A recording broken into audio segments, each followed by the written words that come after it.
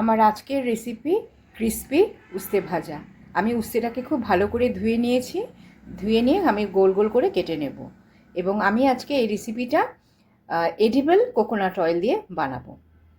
উস্তেটাকে গোল গোল করে কেটে নিয়েছি। নিয়ে ওর মধ্যে নুন হলুদ মাখিয়ে 10 মিনিটের জন্য আমি রেস্টে রেখে দেব।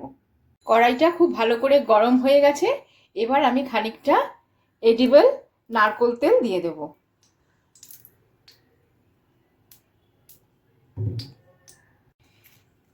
এবার উস্তেগুলোকে ভালো করে চিপে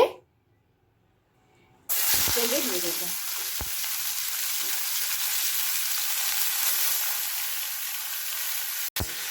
এই পর্যায়ে আঁচটা বাড়ানো থাকবে। আমি খুব ভালো করে নাড়িয়ে নেব।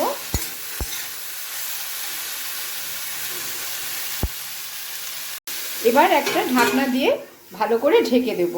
আঁচটা বাড়ানোই থাকবে। উস্তেটা আমার একদম ভাজা হয়ে গেছে, একদম লাল করকরে হয়ে গেছে। এবার আমি এটাকে নামিয়ে নেব।